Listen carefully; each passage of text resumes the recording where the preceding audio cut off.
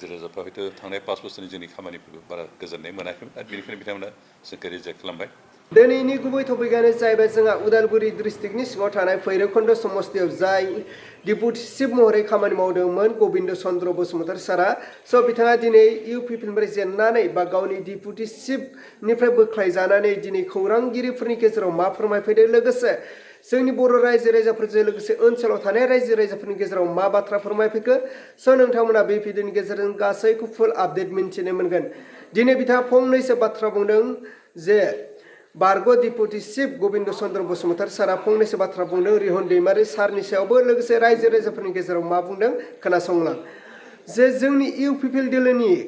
खामानि मावनायखौ मोजां मोनैलाय बा आंनि मावनो गोनांखौ आङो मावनो हायैलाय बेखौ गनायनो हायैयाव रायजो राजाफ्रा आंखौ नागारनानै बा इउ पि पि दोलोखौ नागारनानै दिनै बि पि एफ दोलोआव जगदान जाहैजोबदों लोगोसे रिहन दैमारि सारनो भटखौ हैजोबदों। रायजो राजाफ्रा बे बाथ्राखौ डिपुटि चिफ गबिन्द बसुमतारी सारा बुंदोंमोन। लोगोसे गोबां बाथ्रा बुंलांदों। अब्ला रायजोफोर नोंथांमोना नायलांबानो जाबाय जे बारग' डिपुटि चिफ गबिन्द चन्द्र बसुमतारी सारा मा बाथ्रा फोरमायखो जोंनि गेजेराव खोनासंलांदो। खुलुमबाय। गोबां सान दुखु खस्थ' खालामनानै फोजोबनाय 22 अक्ट'खालिनि जि बिसायख'थि बे बिसायख'थिनि काउन्टिंआ मैया थामहिनबा 26 सेप्तेम्बर खालि जाना थांबाय। बे गासैबो दुखु खस्थ' खालामनाय समाव जाय रायजो राजाफ्रा आंजों गसंफादोंमोन खामानि मावफादोंमोन जोंनि पार्टिनि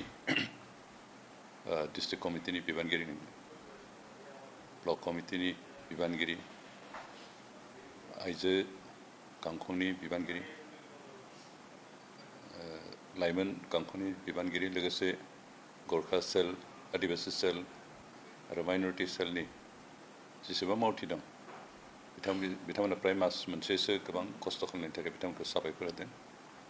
दुखुनि बाथ्राया बेनो जे एसेबां दुखु खस्थ' खालामनायनि फिथाइ हिसाबै जों देरहानो हायाखिसै बे दुखु गोसोआव थाबाय। खिन्थु जायफ्रा आंनो भट होदोंमोन आं बिथांमोनखौ साबायखर होदों जे बिथांमोननि जिथु लुबैनाय जिबायदि हास्थायनानै आंखौ मदद हेफाजाब खालामनो आंनो भट होदोंमोन बिथांमोननि बे साननाय हनायफ्रा जाफुंहोनो हायाखिसै बेनिखायनो दुखु फोरमायदों। लोगोसे जायफ्रा नैबे बिसायख'थियाव आंनो भट होआसै गुबुन मोनसे सरकार हास्थायनानै बिथांमोना भट होबाय बिथांमोनखौ आं साबायखर होदों। मानोना बिथांमोना जि साननानै जि लुगैनानै जोंनि सरकारखौ जों मावनो थांनाय 5 बोसोर जों जिखिनि खामानि मावदों बेयाव गोजोननाय मोनैखाय बिथांमोना गोदान सरकार नागिरनाय जिखिनि भट होनानै गोदान सरकार दानो बिबान लाबाय बिथांमोनखौ आं साबायखर होदों ओमफ्राय बोरसा खालामदों बिथांमोननि जि सिमां लानानै गोदान सरकार दानो बे जाहाथे मोजाङैनो मोजां जाफुंलांथों। बेखे हाग्रामा महिलारि बिथांनि दैदेननाय जि मोनसे गोदान बि पि एफ हान्जानि सरकार जासिगोन आं बे आंनिफ्राय गोसो गोथार गाहाम अनसायनाय जासिबाय बेस्ट अफ लाक जासिबाय। बिथांमोना रायजो राजा बिथांमोनखौ सायख'बाय आरो बिथांमोना रायजो राजानि लुगैनाय हास्थायनाय बायदि खामानि मावनो हाथों बेखौनो बोरसा खालामबाय। उदालगुरिनि भैरबखुन्द समस्तियाव आंनि अपोजिसन हिसाबै गसंनानै देरहानाय मानगिरि रिहन दैमारि बिथांखौ आं बरायबाय गोदान बिबान मोननायनि थाखाय। बिथांनि सायाव आंहा मोनसे हुवेस्सा थाबाय जाहाथे बिथाङा रायजो राजानि खामानि मावफुंनानै रायजो राजाखौ गोजोन होनो हायो आरो जोंनि भैरबखुन्द समस्तिनि जिखिनि जेंना जों मावनाय जिखिनि बाखि थाबाय बेखिनिखौ जाहाथे बिथाङा मावफुंनानै रायजो राजाखौ गोजोन होनो हायो बेनिखाय बिथांखौबो आं हुवेस्सा जासिबाय। बेखे गोसोआव बे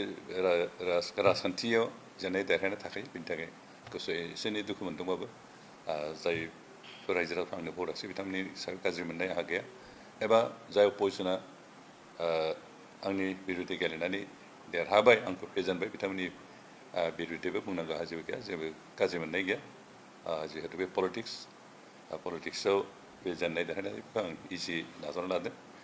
आरो रायजो राजाफ्रा हयथ' थांनाय 5 बोसोरनि जोंनि खामानिफोरखौ बारा गोजोननाय मोनाखैमोन आरो बेनिखायनो बिथांमोना जोंखौ रिजेक्ट खालामबाय। बेवहाय आं रायजो राजाफोरखौ गोजोननाय दुखु मोनाखै गाज्रि मोननायनि बाथ्रा गैया। बिथांमोना मोनसे गोदान आदबजों खामानि मावजानो हयथ' लुगैदोंमोन बिथांमोना गोजोननाय हास्थायनाय बायदि खामानि मावजानो लुगैदोंमोन जों हयथ' मावनो हायासै बेनि थाखाय आं दुखु फोरमायबाय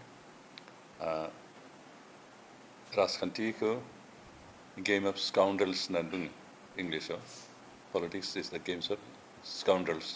हयथ' आं स्काउन्डल होननानै गावखौनो प्रमान होनो हायाखै बेनिखायनो राजखान्थियाव थिखिनो हायाखै जों खिन्थु राजखान्थिखौ जास्ट मोनसे कम्पिटिसन हिसाबै लादों सोर बांसिन मोजां खामानि मावनो हायो बिदि कम्पिटिसन हिसाबै लानानै खामानि मावलायनायनियासो राजखान्थि मोनसे रेसपन्सिबोल आरो बेखौ आसा खालामदों जायफ्रा गोदान सरकार दादों बिथांमोना जाहाथे जों जिखिनि मावदों बिनिख्रुइ बेटार मावनो हागोन होननानै जोंहा आसा खालामनाय दं रायजो राजाफोरखौ गोजोननाय लाबोनो हागोन होननानै आसा खालामनाय दं बेनिखायनो आं बिथांमोननो बेस्ट उइसेस होबाय जोंहा BPMनि दैदेननायाव जि गोदान सरकार जागोन बे सरकार जाहाथे रायजो राजाफोरखौ गोजोन होनो हायो बिटिआर ओनसोलनि जौगानायखौ मावफुंनो हायो आरो लोगोसे बिटिआर सुक्तिनि जिफोर रादायफोरखौ जों मावफुंनो हायाखै बिथांमोना जाहाथे बेखौ मावफुङो बेखिनिखौनो आंनि तरफनिफ्राय हास्थायनाय जाबाय बिसायख'थिनि समाव जोंहा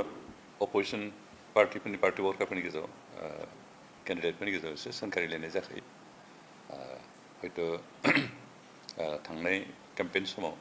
माने रिहन दैमारिनि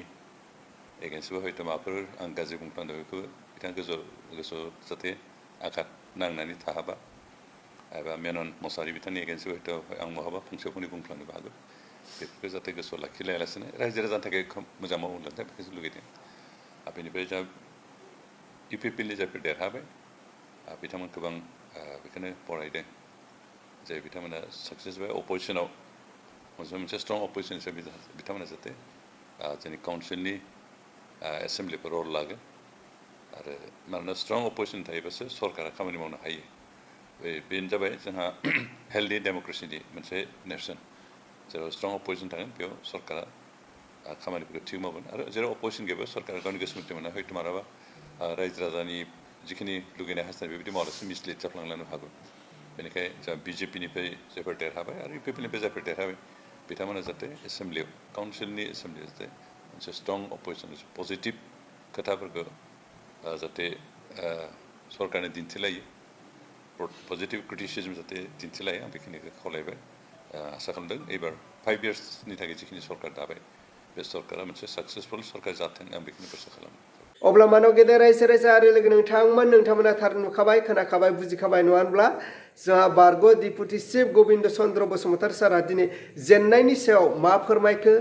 आरो बिथाङा थारैनो दुखु मोननानै जोंनि बर' रायजो राजाफोरजों लोगोसे ओनसोलाव थानाय रायजो राजाफोरनि गेजेराव मा बाथ्रा फोरमायखो नोंथांमोना फारसेनिफ्राय खोनानो मोनजोब्बाय अब्ला दा बिनि बेलायाव नोंथांमोना मा कमेन्ट खालामहरो नोंथांमोना नोंथांमोननि गोसोनि साननायखौ कमेन्टजों फोरमायहरदो जे बारग' डिपुटि चिफ गबिन्द बसुमतारी सारा फैबाय थानाय नेक्स्ट इलेक्सनावबो बिथाङा जेननो थांगासिनो नामा स' बेखौ नोंथांमोना कमेन्टनि गेजेरजों फोरमायहर अब्ला रायजोफोर दिनैनि भिडिअखौ आं बेखिनियावनो फोजोबबाय भिडिअखौ मोजां मोनदोंब्ला लाइक लोगोसे चेनेलखौ मोजां मोनदोंब्ला साबस्क्राइब